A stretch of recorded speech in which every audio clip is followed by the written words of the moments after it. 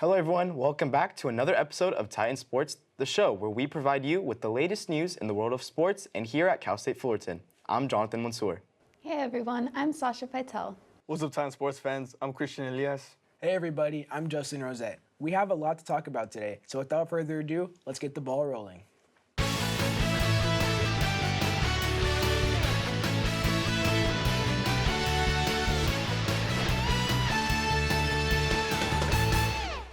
Leading things off, Jonathan and Sasha had the opportunity to catch up with Andrew Barnuevo, the talented third-year transfer with Cal State Fullerton men's water polo. Take it away, Jonathan.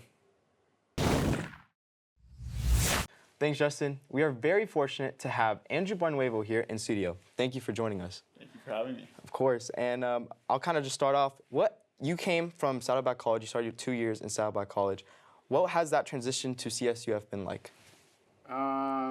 So I would say that competitively, the transition has been kind of a jump. It's the game at a Division I level is definitely more physical and faster paced. School-wise, I feel like Saddleback has prepared me for CSUF. It's pretty similar, like the courses. But yeah, that's what I can say about that.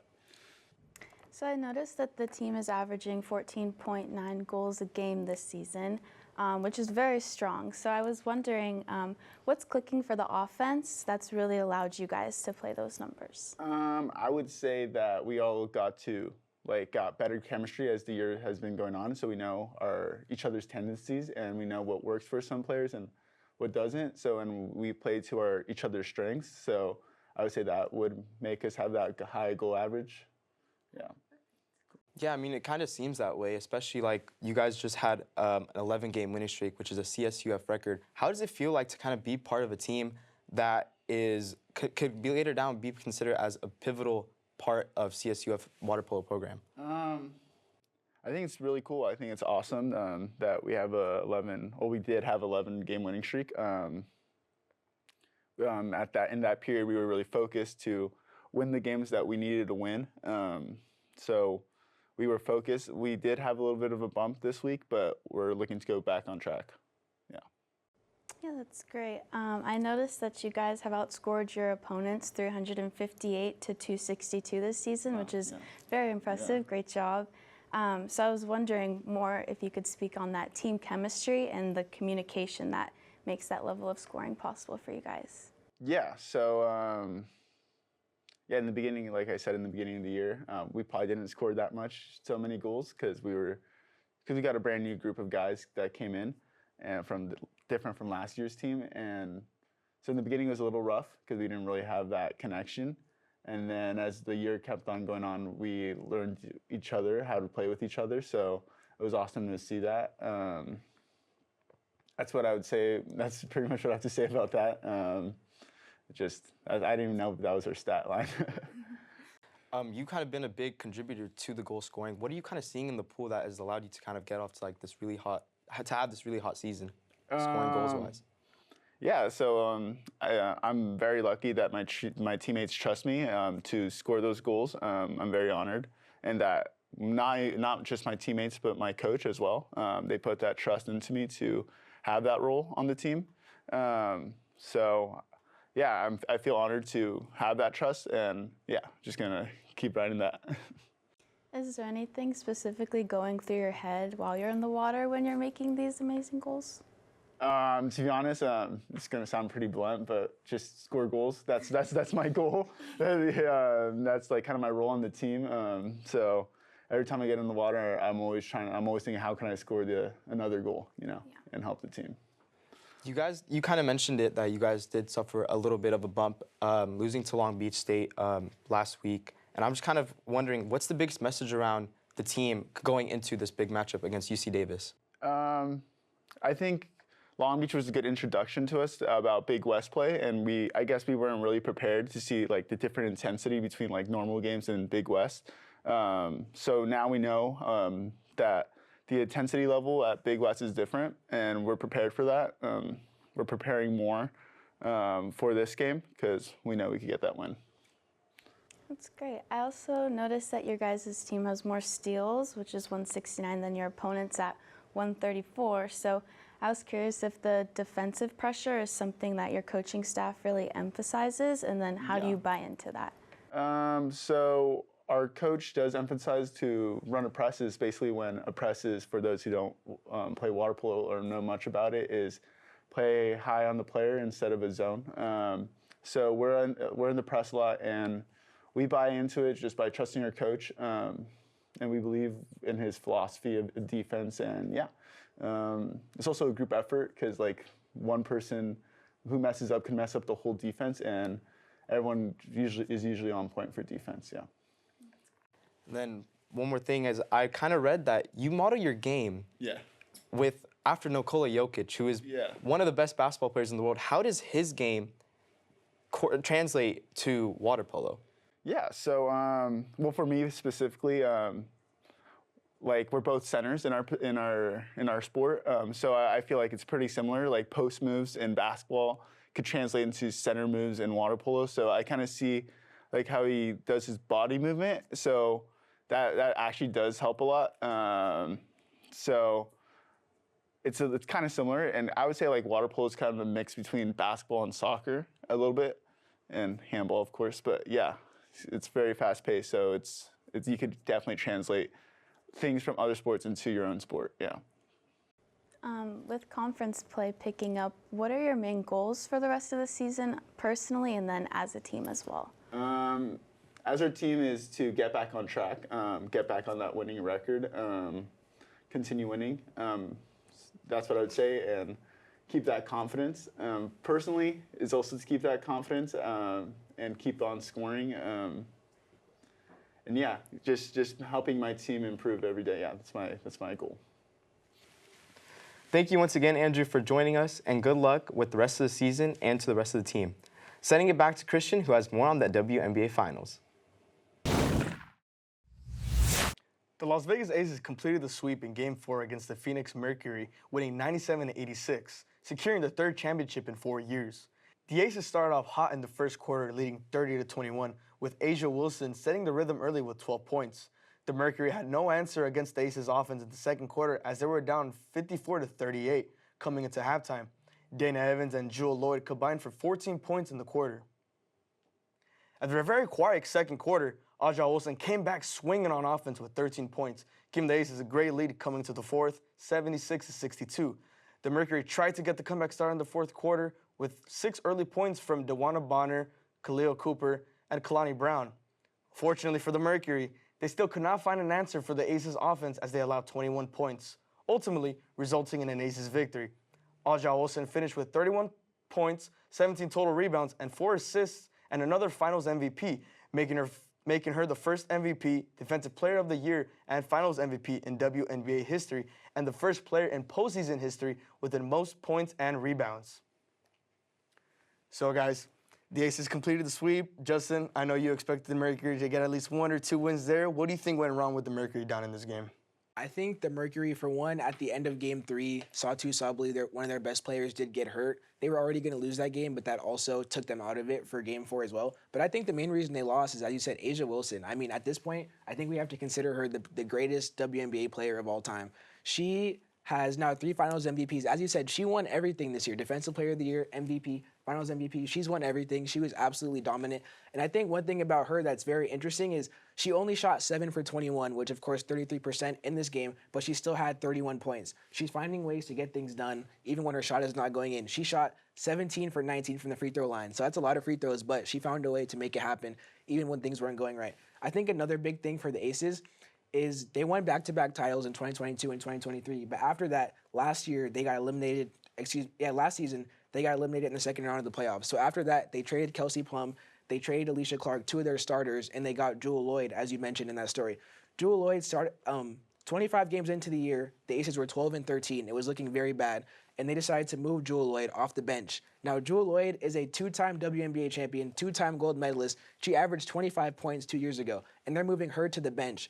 But after they moved her to the bench, they went 18-1 to close the regular season. So they barely lost, and they only lost 3 games in the playoffs. So I think Coach Becky Hammond moving her to the bench allowed A'ja Wilson, Chelsea Gray, and Jackie Young to have more time with the ball in their hands as a starting unit, and also allowed Jewel Lloyd to be a killer off the bench as she was in the finals. She had 4 threes in the first quarter of Game 3, the most of all time in a finals game. So I think this team found what was working. They were dominant in the second half of the season, and I expect this to continue into next season. But congrats to Asia Wilson, the GOAT, and congrats to the Aces on their 3rd ring in 4 years.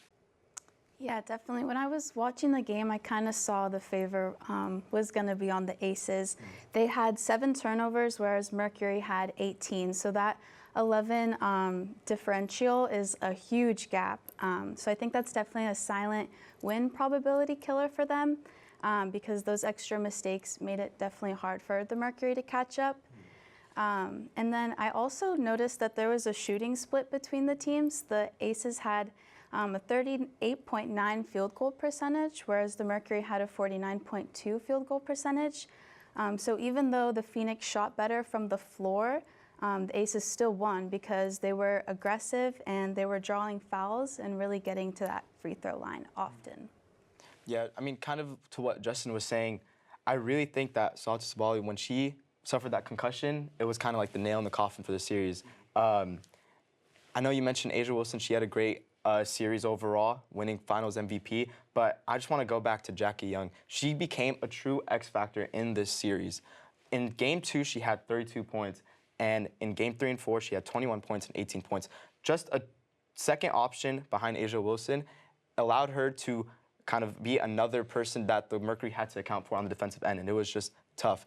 The Ace, kind of what you were saying, Sasha, that's kind of, I did not know that the Mercury kind of were outshooting the Aces field goal percentage-wise, but I think where I look at is the Aces were just the better three-point shooting team in the game, and the 3-ball can really take you a long way.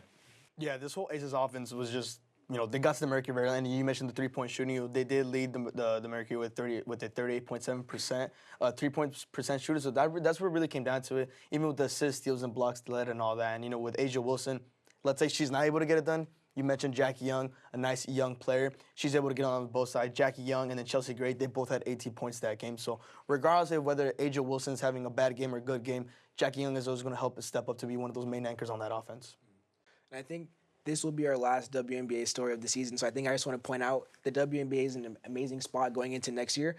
We've seen the Aces are now back on the mountaintop, and the WNBA is always in a good spot when Asia is at the mountaintop where she should be. Also, the Indiana Fever are going to have Caitlin Clark back next year. The Lynx are going to have Nafisa Collier back. The New York Liberty will be back as well, and this Phoenix Mercury team is going to be back. So it's going to be a lot of competition next year, as well as more superstars from college coming into the league. So WNBA is continuing to grow, and a great season they had this year.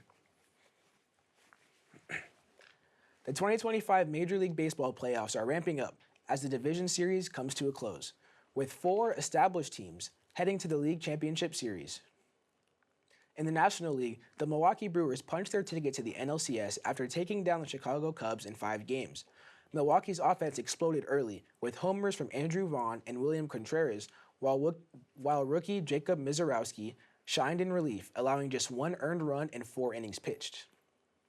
The Brewers will face the Los Angeles Dodgers, who eliminated the Philadelphia Phillies in 4 games. Los Angeles sealed the series with a 2-1 win in 11 innings, capitalizing on a costly throwing error by Phillies reliever Orion Kerkering that allowed Hyun-Sung Kim to score the winning run for the Dodgers. Over in the American League, the Toronto Blue Jays rolled past the New York Yankees in 4 games, behind a historic grand slam from Vladimir Guerrero Jr. and dominant hitting from Dalton Varsho early in the series. Kevin Gausman and rookie Trey Savage both delivered strong outings, while the bullpen held it down in the end, winning 5-2 in Game 4.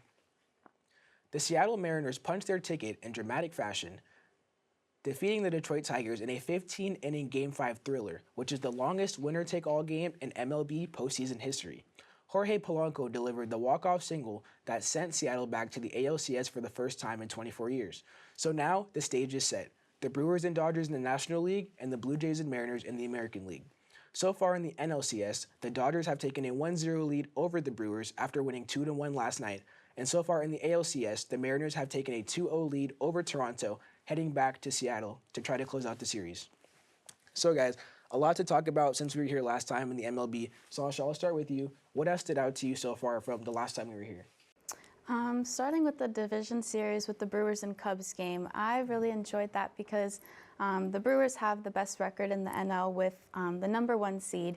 And given that they're a small market team, we saw their homegrown talent like Jacob Mizorowski with 4 scoreless innings, and then Andrew Vaughn with his crucial solo home run in the 4th. I feel like their success as a small market team really shows that they can develop their talent internally and not buy it. So I feel like in the NLCS, there'll be great competition for the Dodgers because they're a larger market team. So I think I really like the matchup, and I look forward to watching that. Yeah, it was a nice storybook win for the Brewers. I mean, we finished after the Cubs game. I mean, that ended the 6 straight series losses, which dates back to them first time losing to the Dodgers in the 2018 NLCS. And now they're looking for the first pennant since 1982. So they're definitely going to fight with a lot of passion. And then, you know, from today now, you know, yesterday the first game did wrap up, with the Dodgers game where the Dodgers are up right now, and we saw that was another great game there too. But it's definitely good. The Brewers are not going to go out weak. They have great hitters. You know, you got Jackson Chourio, and then you got their catcher, William Contreras, who are doing great in the batting, right? Clocking everything at home. And then at home, they're 55-29. So this series, once the Brewers get at home in the series, it's definitely going to be one to look for the Dodgers to see if they're going to be able to keep up. Yeah, kind of moving forward to like the championship series. Kind of some similarities between between the teams on each conferences. The Mariners and Dodgers. Both teams are just stacked with starting pitching. They have really good starting pitching, rotation. And for the Mariners, they allowed the Blue Jays to score no more than 3 runs in both games. And they have Brian Wu, who had a 2.94 ERA in the regular season, returning possibly for Game 5 to pitch. It's just going to get harder for the Blue Jays, who came into this series red hot with their bats. They've kind of cooled off. But you got to give a big shout out to the Mariners pitching staff. And then for the Dodgers, I mean, I've been saying it all the last couple weeks. This starting pitching staff is just scary. Blake Snell yesterday went 8 innings pitched, only allowed 1 hit and had 10 strikeouts. And then Blake Trinan, big shout out to him, out of the bullpen, coming out to strike out the last batter and leave the Brewers stranding, bases loaded, to not allow them to steal a game in their own home in Game 1. It'll be interesting to see how they bounce back in Game 2 tonight.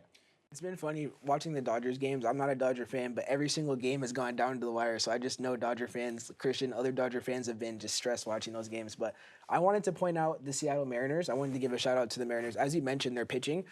So far, they've had 9 innings of bullpen pitching. 3 innings in Game 1 and 6 innings in Game 2. The bullpen has only allowed 1 hit in those 9 innings. So that's been a huge plus. I think the Mariners have a really cool kind of underdog Cinderella story. They were always a team that was kind of decent. They were always on the verge of making something happen. I think their main, of course, they have Cal Raleigh, they have Julio Rodriguez, but I think the main thing was their trade deadline acquisitions. They traded for third baseman Eugenio Suarez and also first baseman Josh Naylor. They built this team for a playoff run, and I think it's looking like it right now. The Blue Jays looked red hot against the Yankees, but maybe it was just the Yankees because now the Blue Jays look cold. Don't know what happened. But they're up 2-0. They're going back home now with George Kirby pitching next game. So they're in a great spot. Not going to count out the Blue Jays just yet. I can't after what they did to the Yankees, but the Mariners look like they're in a great spot. The NCAA is inching closer to allowing its members to participate in professional sports betting after the Division I Administrative Committee moved forward with a proposal for this rule change on Wednesday. If approved, the measure would lift the organization's restrictions on student athletes and athletic administrators from participating in the popular activity and instead refocus its priorities related to student-athlete education and support on the matter. The goal for this rule change is to reduce underground sports gambling and destigmatize members from reaching out for help on harmful gambling behaviors. This change is not expected to affect the organization's longstanding restrictions on college sports betting. However, as a way to maintain the integrity of the sport by preventing collegiate athletes and administrators from manipulating games for their own monetary gain. The proposal comes amid a spike in sports betting-related violations, including the recent case investigation into 3 D1 men's basketball players for betting during their 2024-25 regular season. Approval of the decision from Division II and Division III is still pending, but if all 3 reach a consensus after their respective meetings at the end of October, changes could take effect at the start of November. A lot to take in there. What do you guys feel about possibility of collegiate athletes being able to bet on games? Honestly, for me, it's kind of a mixed feeling with me. I mean, sure, yeah, betting's one thing, you know, at least it's not, you know, at least it's for the pro, at least in this, but you know, they're not going to be able to bet within the college games, you know, within their league as well there too. But I mean, I feel like betting's just taking over the world now. Everything, you know, with sports, whatever it is, I mean, a lot of people have some addictions to it, to this stuff, right? But I think that should be the less of the concerns there too. I know one of the things you did mention as well before, before this was, I think one of their main priorities is, should have been probably, fixing the NIL rather than getting more accustomed to betting, because I think this is the one thing in the world that's kind of like, it's so accustomed that everybody wants to do it, and I feel like it's just being forced now. Yeah, I don't want to sound like an old head here and be like, oh, they shouldn't but I just think this is something that's unnecessary. I think in the NBA, of course, last year with Jonte Porter, and I know Malik Beasley had a whole betting scandal. He ended up being innocent, but there's so many stories now of people, athletes like betting, and only bad things have come from it. So the NCAA's, their resolution to that is to let all the athletes bet on sports. I just don't understand it. I think as someone who from time to time partakes in Prize Picks betting myself, gamble responsibly, guys, but I do that myself. But I think there's nothing wrong with letting them do that, but I think more bad will come from it than good. I think, imagine being a coach, right? You already have to deal with your players leaving after 1 year now because of NIL. And I think it's not gonna be a super big impact, but just in a small way, right? Like, look at, like, players are thinking about, like, betting instead of going to practice, or, like, checking your parlays during, it's, like, small stuff. But I think, like, as an NCAA Division I coach, I can't imagine, like, already having to deal with a lot more stress. And now my players are able to bet, so I don't know if their mind is where it needs to be, And, of course, this could lead to athletes trying to find a way to tamper. Like, if they're friends with professional athletes, like, hey, have a bad game today. Like, those things, like, they seem like they wouldn't happen, but they have happened, and they will. So I think this is something that I hope the other two divisions don't sign off on, because it'll lead to more bad than it will good. I think the solution is just hammer down on it. They already had a couple guys last year that got in trouble for it. Keep punishing the people if they are betting, and just make sure that they know that they can't. Only allowing it to happen more will only lead to more bad, I think. I agree. I see your perspective on this will cause more bad than good. So if it does go through, I think it's going to be important that we really need to educate these student athletes first, and let them know, like, the potential risks, because I'd read a study from the National Library of Medicine, and they found that a gambling problem correlates with psychological distress, impulsivity, and substance use. So I feel like that shows kind of the mental vulnerability amongst student athletes who already face pressures academically, athletically, and socially as well. And then you see, like, these athletes are already in these environments where performance, risk, and reward are sort of normalized. So I think that mindset could kind of intersect with gambling behavior if they're not too careful. So I think just ensuring that athletes know the potential risks if they're going to move forward. Yeah, I mean, I kind of like what Justin said. If I'm an athlete, I can just, and I'm betting, let's say I'm a basketball player and I'm betting on the soccer game, and I'm buddies with the soccer team, I can just be like, yo, do bad today, or score me one, I have money on you. Like, I can definitely see that kind of sort of conflict. But kind of like what you were saying, betting is just so much like being promoted out there, and it's kind of weird how we're cracking down on betting, but then like leagues are cracking down on betting, but then they're running betting ads during their games. Yeah. It's just a really weird situation, and I'm kind of really interested to see if this does get approved. Yeah, they're just shoving it in our faces. I mean, whether it's underdog, price pick, stake, I mean, everything there, everything in the world is just bets, right? And you seem to know a lot of betting apps. There's a reason I quit. there's a reason I quit. But, for these players, they're young. They need to be focused on their game, right? And they're too worried about, they're on the field, right? And they're thinking like, did my parlay hit? Did this guy hit? This and that? It's going to be, in their mindset, it's going to be completely out of the game, right? It's going to be a huge distraction. It's going to affect their play. It's going to affect their team, and could potentially cost them a position on their team as well. The Cal State Fullerton men's soccer team went 1-0-1 in their two Big West Conference matchups last week. The Titans started strong on Wednesday, securing a shutout victory against the Cal Poly Mustangs 2-0. Sophomore Jose De La Torre got it going for the Titans in the 20th minute after striking the ball past two Mustang defenders from the far right corner. In the second half, senior Nick Rellerford delivered a perfect through ball to set up fellow senior Mario Carlos, who then booted it through the bottom right corner to give the Titans a 2-0 lead in the 64th minute and ultimately the victory. It was a tightly contested battle on Saturday against the UC Irvine Anteaters. Irvine took advantage of an open net and scored in the 28th minute. The Titans responded in the second half.